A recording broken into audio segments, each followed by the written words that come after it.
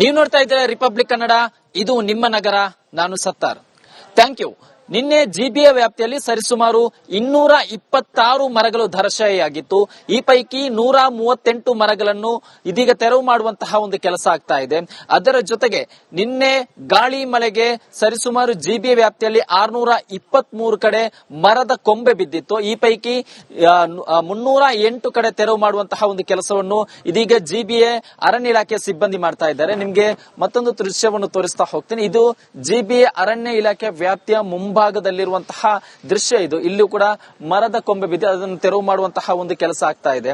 ಮತ್ತೊಂದು ಕಡೆಯಲ್ಲಿ ಜಿಬಿಎ ಅರಣ್ಯ ಇಲಾಖೆ ಕೂಡ ಸಮಸ್ಯೆ ಆಗ್ತಾ ಇದೆ. ಯಾಕಂದ್ರೆ ಏಕಕಾಲದಲ್ಲಿ 5 ಪಾಲಿಕೆ ವ್ಯಾಪ್ತಿಯಲ್ಲಿ 226 ಮರ ಬಿದ್ದಿರೋದ್ರಿಂದ ಅದನ್ನು ತೆರವು ಮಾಡಬೇಕಾಗುತ್ತೆ. ಇದೇ ಕಾರಣಕ್ಕಾಗಿ ಇದೀಗ ಅವರು ಅನ್ಯ ಜಿಲ್ಲೆಯ ಕೆಲವೊಂದು ಕಾರ್ಮಿಕರ ಮೊರೆ ಹೋಗಿದ್ದಾರೆ, ಮರ ಕಡಿಯುವಂತಹ ಕಾರ್ಮಿಕರ ಮೊರೆ ಹೋಗಿದ್ದಾರೆ.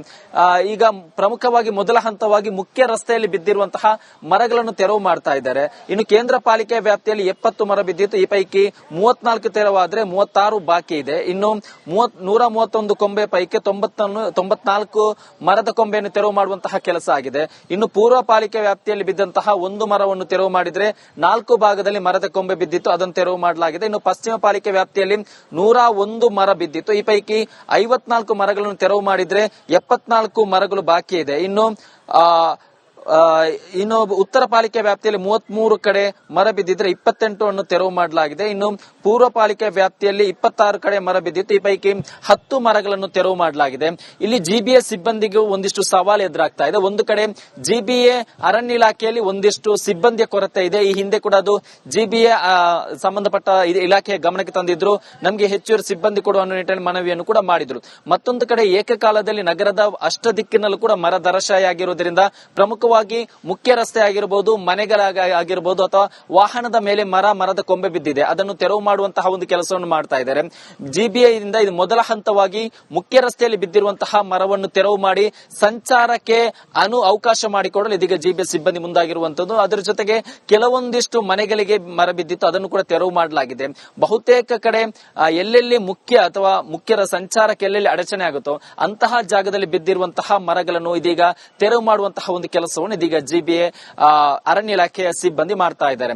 ಕ್ಯಾಮರಾ ಪರ್ಸನ್ ರಘು ಜೊತೆ ಸತ್ತಾರ್, ರಿಪಬ್ಲಿಕ್ ಕನ್ನಡ, ಬೆಂಗಳೂರು. ಇದು ಈ ನಗರದ ಸುದ್ದಿ. ಆದ್ರೆ ಮುಂದಿನ ಸುದ್ದಿಯನ್ನು ನನ್ನ ಸಹೋದ್ಯೋಗಿ ಕೊಡ್ತಾರೆ. Over to you. Thank you. ಬೆಂಗಳೂರಿನ ಕೆಆರ್ ಸರ್ಕಲ್ ಅಂಡರ್ ಪಾಸ್ ಏನಿದೆ, ಮಳೆ ಬಂದ್ರೆ ಸಾಕು ಜಲಾವೃತಗೊಳ್ತಾ ಇದೆ. ನಿನ್ನೆ ಸುರಿದಂತಹ ಧಾರಾಕಾರ ಮಳೆಗೆ ಸಂಪೂರ್ಣವಾಗಿ ಜಲಾವೃತಗೊಂಡಿರುವಂತದ್ದು. ಇನ್ನು ಈ ಒಂದು ಅಂಡರ್ ಪಾಸ್ಗೆ ಮೇಜರ್ ಸರ್ಜರಿ ಬೇಕಾಗುತ್ತೆ. ಯಾಕಂತ ಹೇಳಿದ್ರೆ ಈ ಒಂದು ಅಂಡರ್ ಪಾಸ್ ನಲ್ಲಿ ಇತಿಹಾಸ ಹೊಂದಿದೆ. 2023ರಲ್ಲಿ ಮೊದಲ ಮಳೆ ಬಂದಂತಹ ಸಂದರ್ಭದಲ್ಲಿ ಈ ಒಂದು ಅಂಡರ್ ಪಾಸ್ ನಲ್ಲಿ ಇದೇ ರೀತಿಯಾಗಿ ನೀರು ತುಂಬಿಕೊಂಡಿರುತ್ತೆ. ನೀರು ತುಂಬಿಕೊಂಡ ಬಳಿಕವಾಗಿ ಈ ಒಂದು ಅಂಡರ್ ಪಾಸ್ ಮೂಲಕ ಒಂದು ಕಾರು ಸಿಲುಕಿ ಹಾಕಿಕೊಳ್ಳುತ್ತೆ. ಕಾರಿನಲ್ಲಿದ್ದಂತಹ ಒಂದು ಯುವತಿ, ಆಂಧ್ರ ಮೂಲದ ಯುವತಿ ಮೃತಪಡ್ತಾಳೆ. ಅದಾದ ಬಳಿಕ ಈ ಒಂದು ಅಂಡರ್ ಪಾಸ್ ಅನ್ನ ಸ್ವಚ್ಛ ಮಾಡಬೇಕು, ಮತ್ತೆ ಇದರ ಹೂಳೆತ್ತುವಂತಹ ಕೆಲಸವನ್ನ ಮಾಡಬೇಕು ಅನ್ನುವಂತಹ ನಿರ್ಧಾರಕ್ಕೆ ಅಂದಿನ ಬಿಬಿಎಂಪಿ ಬಂದಿರುತ್ತೆ. ಆದ್ರೆ ನಿರ್ಧಾರಕ್ಕೆ ಮಾತ್ರ ಬಂದಿರುವಂತದ್ದು, ಆದ್ರೆ ಇದರ ಕಾಮಗಾರಿ ಕೆಲಸಗಳನ್ನ ಮಾತ್ರ ಮಾಡಿಲ್ಲ. ಸಂಪೂರ್ಣವಾಗಿ ಈ ಒಂದು ಅಂಡರ್ ಪಾಸ್ ನೀರಿನಿಂದ ತುಂಬಿಕೊಳ್ತಾ ಇದೆ. ನೀರು ಸಂಪೂರ್ಣವಾಗಿ ಖಾಲಿ ಮಾಡುವಂತಹ ಕೆಲಸದಲ್ಲಿ ಒಂದು ಕಡೆಯಲ್ಲಿ ಕೆಲಸ ನಡೀತಾ ಇದ್ರೆ ನೀರು ಮಾತ್ರ ಖಾಲಿ ಆಗ್ಲಿಕ್ಕೆ ಕೇಳ್ತಾ ಇಲ್ಲ. ಯಾಕಂತ ಹೇಳಿದ್ರೆ ಅಂಡರ್ ಪಾಸ್ ನ ಕೆಳಭಾಗದಲ್ಲಿ ನೀರು ಹರಿದು ಹೋಗ್ಬೇಕಾಗತ್ತೆ. ಆದ್ರೆ ಸಂಪೂರ್ಣವಾಗಿ ಕಸ ಮತ್ತೆ ಕಡ್ಡಿಗಳು ಈ ಒಂದು ಅಂಡರ್ ಪಾಸ್ ನ ಕೆಳಭಾಗದಲ್ಲಿ ತುಂಬಿಕೊಂಡಿರೋದ್ರಿಂದಾಗಿ ನೀರು ಹೋಗೋದಕ್ಕೆ ಆಗ್ತಾ ಇಲ್ಲ. ಈ ನಿಟ್ಟಿನಲ್ಲಿ 20 ಗಂಟೆಗಳು ಕಳೆದ್ರೂ ಕೂಡ ಅಂಡರ್ ಪಾಸ್ ಅನ್ನ ಕ್ಲಿಯರ್ ಮಾಡ್ಲಿಕ್ಕೆ ಆಗ್ತಾ ಇಲ್ಲ.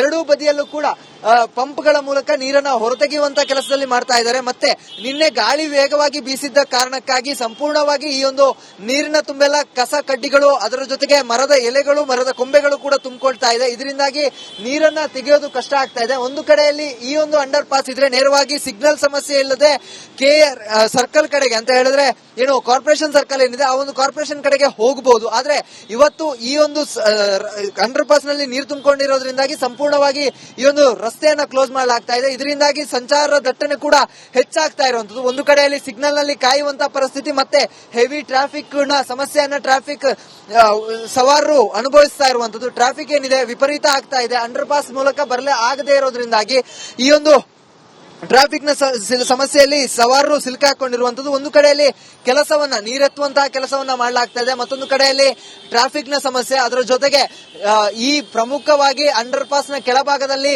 ಏನು ನೀರು ಹೋಗೋದಕ್ಕೆ ಅಂತ ಏನು ಜಾಗ ಮಾಡಿರ್ತಾರೆ ಅದು ಕಂಪ್ಲೀಟ್ ಆಗಿ ಬ್ಲಾಕ್ ಆಗಿರೋದ್ರಿಂದಾಗಿ ನೀರು ಹೊರ ಹೋಗ್ತಾ ಇಲ್ಲ. ಅದನ್ನ ತೆಗಿಬೇಕು ಅಂತ ಹೇಳಿದ್ರೆ ಇನ್ನೂ ಕೂಡ ನೀರನ್ನ ಹೊರ ಹಾಕಬೇಕಾಗತ್ತೆ. ಆದ್ರೆ ಕಸ ಕಡ್ಡಿ ಹೆಚ್ಚಾಗಿರೋದ್ರಿಂದಾಗಿ ಪಂಪ್ ಗಳ ಮೂಲಕ ನೀರನ್ನ ಹೊರತೆಗೆಯುವಂತ ಕೆಲಸವನ್ನ ಮಾಡ್ತಾ ಇದ್ದಾರೆ. 24 ಗಂಟೆಗಳು ಹತ್ತತ್ರ ಆದ್ರೂ ಕೂಡ ಈ ಒಂದು ನೀರನ್ನ ಎತ್ತುವಂತ ಮತ್ತೆ ನೀರು ಖಾಲಿ ಮಾಡುವಂತ ಕೆಲಸಗಳು ಆಗ್ತಾ ಇಲ್ಲ. ಮುಂದಿನ ದಿನಗಳಲ್ಲಿ ಈ ಒಂದು ಅಂಡರ್ ಪಾಸ್ಗೆ ಮೇಜರ್ ಸರ್ಜರಿ ಆಗದೆ ಹೋದ್ರೆ ಮುಂದಿನ ದಿನಗಳಲ್ಲಿ ಇನ್ನಷ್ಟು ಅಪಾಯ, ಸವಾರರ ಜೀವಕ್ಕೆ ಆಪತ್ತು ಬರೋದಂತೂ ಖಂಡಿತ. ಕ್ಯಾಮ್ರಾ ಪರ್ಸನ್ ದೇವನಹಳ್ಳಿ ಮಂಜುನಾಥ್ ಜೊತೆಗೆ ಚರಣ್, ರಿಪಬ್ಲಿಕ್ ಕನ್ನಡ, ಬೆಂಗಳೂರು.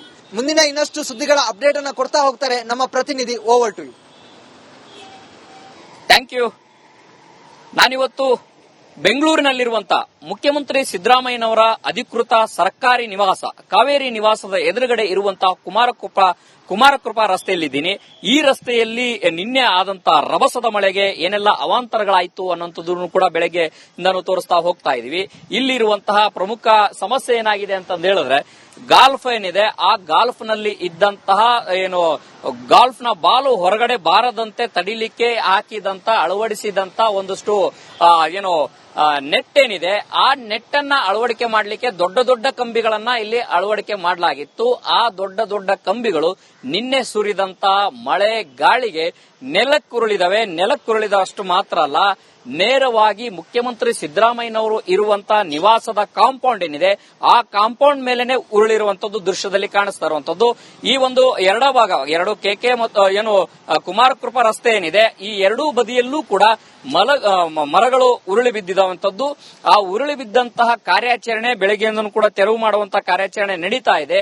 ಅದು ಎಲ್ಲ ಒಂದ್ ಕಡೆ ನಿಧಾನಗತಿ ನಡೀತಾ ಇದೆ ಅಂತಂದ ಹೇಳಿದ್ರೆ ತಪ್ಪಾಗ್ಲಿಕ್ಕಿಲ್ಲ. ಯಾಕೆ ಅಂತಂದ ಹೇಳಿದ್ರೆ, ಒಂದು ಕಡೆಗೆ ದೊಡ್ಡ ದೊಡ್ಡ ಸಿಕ್ಕಾಪಟ್ಟೆ ಭಾರ ಇರುವಂತಹ ಈ ಕಬ್ಬಿಣದ ವಾಲ್ ಏನಿದೆ, ದೊಡ್ಡ ದೊಡ್ಡ ಕಬ್ಬಿಣದ ವಾಲ್ ಇರುವಂತದ್ದು ಏನಿದೆ, ನೇರವಾಗಿ ಮುಖ್ಯಮಂತ್ರಿ ಸಿದ್ದರಾಮಯ್ಯನವರು ಇರುವಂತಹ ನಿವಾಸದ ಕಾಂಪೌಂಡ್ ಮೇಲೆ ಇದು ವಾಲ್ ಇರುವಂತದ್ದು. ಮತ್ತೆ ದೃಶ್ಯದಲ್ಲಿ ಕಾಣಸಿಗ್ತಾ ಇರುವಂತದ್ದು ಆ ಮರದ ಬ್ಯಾಲೆನ್ಸ್ ಅಲ್ಲಿ ಅದು ನಿಂತಿದೆ. ಒಂದೊಮ್ಮೆ ಏನಾದ್ರೂ ಆ ಭಾರ ಹೆಚ್ಚಾಗಿ ಆ ಮರದ ಏನಾದ್ರೂ ನೆಲಕ್ಕುರುಳಿದ್ರೆ ಅದು ಸಹಜವಾಗಿ ಅನಾಹುತ ಸೃಷ್ಟಿ ಆಗುತ್ತೆ ಅಂತಂದು ಹೇಳಿದ್ರೆ ತಪ್ಪಾಗ್ಲಿಕ್ಕಿಲ್ಲ. ಆದ್ರೆ ತೆರವಿನ ಕಾರ್ಯಾಚರಣೆ ಇನ್ನೂ ಕೂಡ ಮುಗಿದಿಲ್ಲ. ಬೆಳಗ್ಗೆಯಿಂದನೂ ಕೂಡ ಬೆರಳೆಣಿಕೆಯಷ್ಟು ಮಾತ್ರ ಸಿಬ್ಬಂದಿ ಇಲ್ಲಿ ತೆರವು ಕಾರ್ಯಾಚರಣೆಯನ್ನ ಮಾಡ್ತಾ ಇರುವಂತದ್ದು. ಅದು ಸ್ವತಃ ಸಿಎಂ ಸಿದ್ದರಾಮಯ್ಯನವರು ಓಡಾಡುವಂತಹ ರಸ್ತೆ, ಸಚಿವರು ಓಡಾಡುವಂತಹ ರಸ್ತೆ, ನಿವಾಸದ ಎದುರುಗಡೆ ಸಾಕಷ್ಟು ಸಾರ್ವಜನಿಕರು ಬರ್ತಾರೆ. ಇಂತಹ ರಸ್ತೆಯಲ್ಲಿ ಒಂದು ತೆರವು ಕೆಲಸವನ್ನ ಬೇಗ ಆಗಬೇಕಾಗಿತ್ತು. ಆದ್ರೆ ಬ್ಯಾರಿಗೇಡ್ ಹಾಕಿ ತೆರವು ಕಾರ್ಯಾಚರಣೆಯನ್ನ ನಿಧಾನವಾಗಿ ಶುರು ಮಾಡಿರುವಂತದ್ದು, ಬೇಗ ಮುಗಿಸಿಲ್ಲ. ಇದು ಅಧಿಕಾರಿಗಳ ಜವಾಬ್ದಾರಿ ಎಷ್ಟಿದೆ ಅನ್ನುವಂಥದ್ದು ಇಲ್ಲಿ ತೋರ್ಪಡಿಕೆ ಆಗತ್ತೆ. ಸಹಜವಾಗಿನೇ ಬೇರೆ ಕಡೆಗೆ ಮುಖ್ಯಮಂತ್ರಿಗಳ ನಿವಾಸದ ಎದುರುಗಡೆ ಇಂತಹ ಪರಿಸ್ಥಿತಿ ಆದ್ರೆ ಮುಂದೆ ಬೇರೆ ಬೇರೆ ಬೆಂಗಳೂರಿನ ನಗರದ ಬೇರೆ ಬೇರೆ ಕಡೆ ಯಾವ ರೀತಿ ಸಮಸ್ಯೆಗಳಾಗ್ತವೆ, ಅಲ್ಲಿಯ ಜಿಬಿಐ ಅಧಿಕಾರಿಗಳಾಗಿರ್ಬೋದು, ಬೇರೆ ಬೇರೆ ಅಧಿಕಾರಿಗಳು ಎಷ್ಟು ಆಕ್ಟಿವ್ ಆಗಿದ್ದಾರೆ ಅನ್ನುವಂಥದ್ದು ಇಲ್ಲಿ ಗೋಚರ ಆಗ್ತದೆ. ಆದ್ರೆ ಒಂದಂತೂ ಸತ್ಯ, ನಿನ್ನೆ ಸುರಿದಂತಹ ಮಳೆಯ ಅಬ್ಬರಕ್ಕೆ ಇಡೀ ಬೆಂಗಳೂರಿನ ನಗರವೇ ನಡುಗಿದೆ. ಅದರ ಎಫೆಕ್ಟ್ ಮುಖ್ಯಮಂತ್ರಿಗಳ ನಿವಾಸದ ಕಾಂಪೌಂಡ್ಗೂ ಕೂಡ ತಾಕಿದೆ, ಜೊತೆಗೆ ಕುಮಾರಕೃಪಾ ರಸ್ತೆಗೂ ತಾಕಿದೆ. ಒಂದಷ್ಟು ಸಮಸ್ಯೆಗಳು ಕೂಡ ಸೃಷ್ಟಿಯಾಗಿದೆ. ಸಂಚಾರ ದಟ್ಟಣೆ ಹೆಚ್ಚಾಗಿರುವಂತದ್ದು, ಹಾಗೆ ಸಂಚಾರಕ್ಕಾಗಿನೇ ಬೇರೆ ವ್ಯವಸ್ಥೆಯೂ ಕೂಡ ಮಾಡಿದ್ರು ಕೂಡ ಈ ಪ್ರಮುಖ ರಸ್ತೆಯನ್ನ ಈಗ ಸದ್ಯಕ್ಕೆ ಬಂದ್ ಮಾಡಿದ್ದಾರೆ. ಯಾವಾಗ ತೆರವು ಕಾರ್ಯಾಚರಣೆ ಮುಗಿಯುತ್ತೋ ಅವಾಗ ಈ ಸಂಚಾರ ಮುಕ್ತ ಆಗುತ್ತೆ.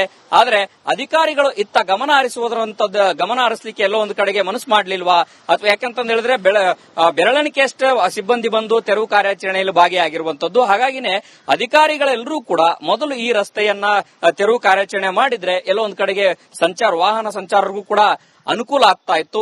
ಮುಂದಿನ ಸುದ್ದಿಯನ್ನ ನನ್ನ ಸಹೋದ್ಯೋಗಿ ತಮಗೆ ತಿಳಿಸ್ತಾರೆ. Over to you. ಎಸ್.